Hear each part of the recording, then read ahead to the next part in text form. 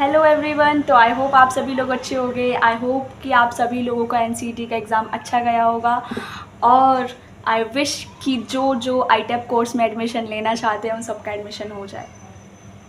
तो मैंने आज ये वीडियो क्यों शूट किया है, इसको बनाने का क्या मोटिव है, क्योंकि आज मैं आप लोगों को एयूडी के कट ऑफ के बारे में बताने जा रही हूँ, अम्बेडकर यूनिवर्सिटी के कट ऑफ के बारे में बताने जा रही हूँ। एज़ यू नो कि मैं भी एक अम्बेडकर यूनिवर्सिटी की स्टूडेंट हूँ।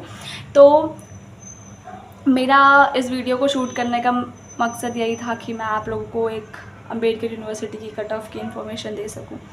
तो सबसे पहले मैं आप लोगों को यही कहना चाहूँगी कि जिन जिन स्टूडेंट्स ने एनसीईटी का एग्ज़ाम दिया है और वो अम्बेडकर यूनिवर्सिटी में एडमिशन लेना चाहते हैं, सबसे पहले तो जाके ना अम्बेडकर यूनिवर्सिटी के साइट पे जाके रजिस्ट्रेशन करा लो आप लोग। क्योंकि बहुत सारे ऐसे स्टूडेंट्स होते हैं जो सोचते हैं कि मुझे अम्बेडकर यूनिवर्सिटी में एडमिशन लेना है, लेकिन वो क्या करते हैं, वो एक मिस्टेक करते हैं।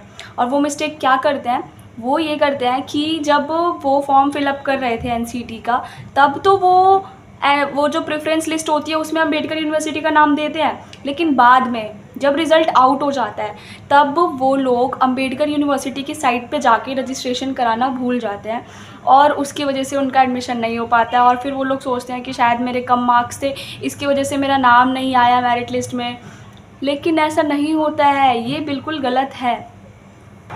लेकिन ऐसा नहीं होता, ये बिल्कुल गलत है। क्योंकि सच तो ये होता है कि वो लोग जो है अम्बेडकर यूनिवर्सिटी के साइट पर जाके रजिस्ट्रेशन कराना ही भूल जाते हैं। तो मैं आपको सबसे पहले यही सजेस्ट कर रही हूँ कि रिज़ल्ट आउट होने के बाद अम्बेडकर यूनिवर्सिटी में अगर आप एडमिशन लेना चाहते हैं तो उसकी साइट पे जाके सबसे पहले एनरोल कर लीजिए, रजिस्टर करा लीजिए अपने नियर बाय साइबर कैफ़े जाकर, ताकि आपका जो नाम है, जब मेरिट लिस्ट आउट हो तो आपका नाम आ जाए। और जब अम्बेडकर यूनिवर्सिटी की मेरिट लिस्ट आउट होगी ना और आपने रजिस्ट्रेशन कराया होगा ना अम्बेडकर यूनिवर्सिटी के साइट पे, तो आपको है ना ईमेल आ जाएगा अम्बेडकर यूनिवर्सिटी की तरफ से। आपको एक जो भी आपने मेल आईडी दी होगी ना रजिस्ट्रेशन करवाते वक्त फिल कराया होगा, उस पर ही आपको मेल आ जाएगा कि आपका सिलेक्शन हो गया है, ऐसा करके। और फिर फ़ी पेमेंट के लिए भी मेल आ जाएगा। तो आप लोग जो है, अगर आपको एडमिशन लेना होगा तो फिर जितनी फ़ी बोली जाएगी उस मेल में आप उतनी पे कर देना, ठीक है। अपने नियर बाय साइबर कैफ़े जाके आप ये करा सकते हो, या फिर अपने घर पे ही क्रेडिट कार्ड से आप पे कर सकते हो, या फ़ोनपे या पेटीएम, ये जो भी ऑनलाइन पेमेंट वाले जो मेथड है आप उसको यूज़ करके अपनी पेमेंट कर सकते हो और अपनी सीट लॉक कर सकते हो। मैं ये कहना चाहूँगी कि आप अपनी सीट ज़रूर से लॉक करा लें, क्योंकि आप लोगों को पता है अब जो है कंपटीशन बढ़ गया है और सीट्स लिमिटेड होती है यूनिवर्सिटी में। तो आप लोग हैं ना इस चीज़ में बिल्कुल भी लापरवाही ना करें और ज़रूर से अपनी सीट लॉक करा लें अगर आपका सिलेक्शन हो गया है तो। और आप अगर दूसरी यूनिवर्सिटी में भी जाना चाहते हैं ना, तो भी आप अम्बेडकर यूनिवर्सिटी में अप्लाई कर रहे हैं, कहीं और भी अप्लाई कर रहे हैं, तो भी आप अपनी सीट लॉक कर लें। क्योंकि आपको ये नहीं पता ना कि फिर उस यूनिवर्सिटी में नाम कब आएगा कब नहीं आएगा, तो ऐसे आपका साल वेस्ट ना हो, इसके लिए आप अपनी सीट लॉक करा सकते हैं। बाकी आपकी चॉइस है ये कि आप क्या करना चाहते हैं, कहाँ जाना चाहते हैं, कौन सी यूनिवर्सिटी में पढ़ना चाहते हैं, ये सब आपकी चॉइस है। It's all up to you. अब हम बात करें कि जो अम्बेडकर यूनिवर्सिटी है उसकी कट ऑफ कैसे बनेगी, उसका कट ऑफ कैसा जाएगा। तो मैं नो डाउट कि मैं भी अम्बेडकर यूनिवर्सिटी की स्टूडेंट हूँ। मैंने भी वहाँ पे 2023 में एडमिशन लिया था और मैंने खुद कंसल्ट किया था अपने यूनिवर्सिटी में, जाकर पूछा था कि जो कट ऑफ है वो किस बेसिस पे बनती है और कैसे आउट होगी।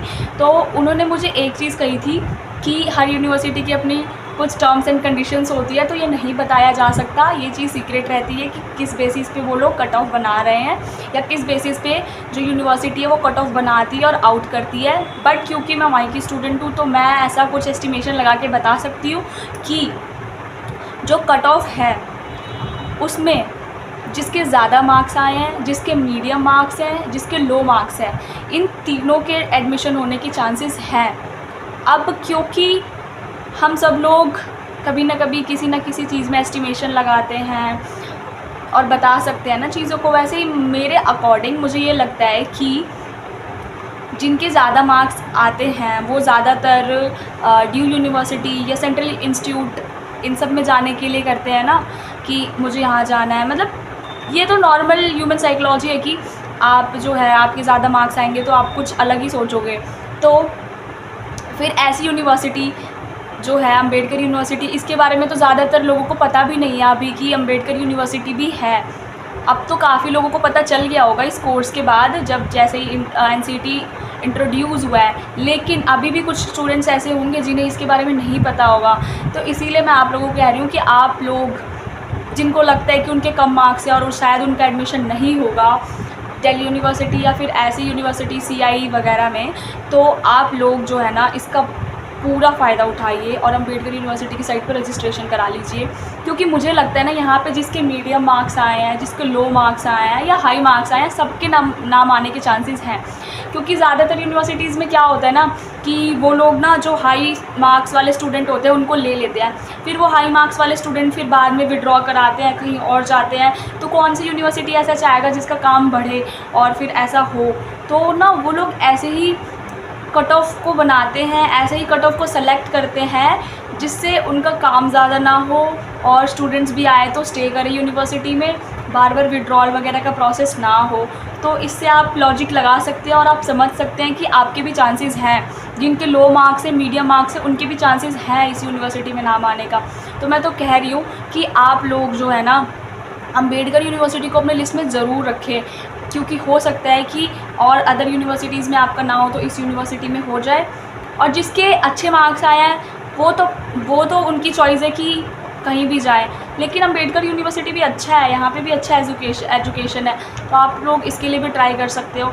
तो अभी तो फ़िलहाल कट ऑफ आउट नहीं हुई है अम्बेडकर यूनिवर्सिटी की, बट जब होगी तो मैं आप लोगों को बता दूँगी, उसके ऊपर एक वीडियो बना दूँगी। या फिर अब अगर मैं वीडियो नहीं भी बनाऊँ तो आप लोग जो है ना अम्बेडकर यूनिवर्सिटी की साइट पे जाके ना चेक कर सकते हैं कि कट ऑफ आउट हुई है या नहीं हुई है। और आप लोगों ने तो पहले ही रजिस्टर करा रखा होगा उसकी साइट पे, तो आपको तो वैसे ही मेल आ जाएगा कि आपका सिलेक्शन हुआ या नहीं हुआ, कट ऑफ आउट हुई या नहीं हुई। और एक चीज़ और, बहुत सारे बच्चे ऐसे होते हैं ना जो पैनिक हो जाते हैं। मैं आपको बता रही हूँ, आप लोग अपना जो है रजिस्ट्रेशन करा दीजिए और पैनिक मत होइए बिल्कुल भी, क्योंकि जो यूनिवर्सिटी क्लोज्ड काउंसलिंग कराती है ना, जिसकी साइट्स पे जाकर आप लोग रजिस्ट्रेशन कराते हैं ना, वो आपको खुद ही मेल करती है। और लेकिन हाँ, एक काम आपको करना है, मेल चेक करते रहना है, ठीक है? मेल चेक करते रहना है। आप लोगों को मेल चेक करेंगे ना तो आपको इन्फॉर्मेशन रहेगी कि हाँ कट ऑफ आउट हुई है नहीं हुई है, आप अप टू डेट रहेंगे इस चीज़ को लेकर। तो ये करना है आपको कि मेल चेक करना है, मेल इग्नोर मत कीजिएगा। और आप लोग बिल्कुल टेंशन फ्री रहिए, इस बात की टेंशन मत लीजिए कि कब आउट हो रहा है, क्या हो रहा है, क्या नहीं हो रहा है, क्योंकि आपका सिलेक्शन होगा तो ऑलरेडी आपको एक मेल आ जाएगा। और हमारी यूनिवर्सिटी जो अम्बेडकर यूनिवर्सिटी है वो क्लोज्ड काउंसलिंग कराती है, इसीलिए तो आपको उसकी यूनिवर्सिटी के साइट पे जाके रजिस्ट्रेशन कराना पड़ता है। लेकिन कुछ यूनिवर्सिटीज़ ऐसी होती है जो ओपन काउंसलिंग भी कराती हैं, यानी कि जब आपने अपना फॉर्म भरा था ना और जैसे जैसे प्रेफरेंस लिस्ट चूज़ की थी ना, वही यूनिवर्सिटी आपके मार्क्स देखकर आपको डायरेक्ट कांटेक्ट कर लेती है बिना रजिस्ट्रेशन के। तो कुछ यूनिवर्सिटीज़ ऐसी भी हैं जो ओपन काउंसलिंग कराती हैं, कुछ यूनिवर्सिटीज़ ऐसी हैं जो क्लोज काउंसलिंग कराती हैं। तो बस मैं आपको कुल मिला के यही कहना चाहूँगी कि हमारी यूनिवर्सिटी जो है वो क्लोज काउंसलिंग कराती है, तो आपको पहले उसकी साइट पे जाके रजिस्ट्रेशन कराना पड़ेगा। कहीं आपने रजिस्ट्रेशन नहीं कराया और आप सोचोगे कि आपका एडमिशन हो जाए, मेरिट लिस्ट में नाम आ जाए, तो ऐसा बिल्कुल नहीं होगा। तो आप प्लीज़ इस गलतफहमी में मत रहिएगा और जल्दी से जल्दी आप अपना जाके रजिस्ट्रेशन करा लीजिए, ठीक है? और बिल्कुल भी टेंशन मत लीजिए, आपने मेहनत की है तो आपको उसका फल मिलेगा, ठीक है? इन स्टूडेंट्स का नाम फर्स्ट मेरिट लिस्ट में ना आए, सेकंड मेरिट लिस्ट में ना आए, थर्ड मेरिट लिस्ट में ना आए, तो वो भी निराश नहीं होइएगा, क्योंकि इसके बाद जो यूनिवर्सिटी है वो स्पॉट राउंड वाले लिस्ट भी निकालती हैं। पहला स्पॉट राउंड आता है, दूसरा स्पॉट राउंड आता है और ज़्यादातर चांसेस हो तो तीसरा और चौथा भी आ सकता है। तो इसीलिए आप लोग घबराइएगा मत, अगर स्टार्टिंग के 3 मेरिट लिस्ट में आपका नाम नहीं आता है तो आप लोग स्पॉट राउंड का भी वेट कर सकते हैं। स्पॉट राउंड वो होता है कि जैसे कि जो स्टूडेंट्स जिनका नाम फर्स्ट, सेकंड और थर्ड मेरिट लिस्ट में आया है, अगर वो एडमिशन नहीं ले रहे हैं, कहीं और जा रहे हैं एडमिशन लेने और यहाँ से विड्रॉल कर रहे हैं, तो वो सीट तो खाली रह जाएगी ना, तो वो सीट किसी और को देने के लिए स्पॉट राउंड की लिस्ट आती है। तो आप लोग है ना स्पॉट राउंड के लिए वेट कर सकते हैं और स्पॉट राउंड में हो सकता है मे बी आपके चांसेस हो तो आपका एडमिशन हो जाए, अदरवाइज़ अगर आपको किसी और यूनिवर्सिटी में भी चांस मिलता है ना एडमिशन के लिए, तो आप लोग वहाँ ले लीजिए एडमिशन, लेकिन बस स्ट्रेस मत लीजिएगा। Thank you guys. आप बिल्कुल भी टेंशन मत लीजिए सारे स्टूडेंट, आप लोग ना बस, आप लोगों ने एफ़र्ट्स किए हैं ना, तो थोड़ा बिलीव कीजिए और जो अभी जितना मैंने आप लोगों को बताया बस वो कर लीजिए, आपका हो जाएगा सिलेक्शन, स्ट्रेस लेने की ज़रूरत नहीं है। Thank you for watching.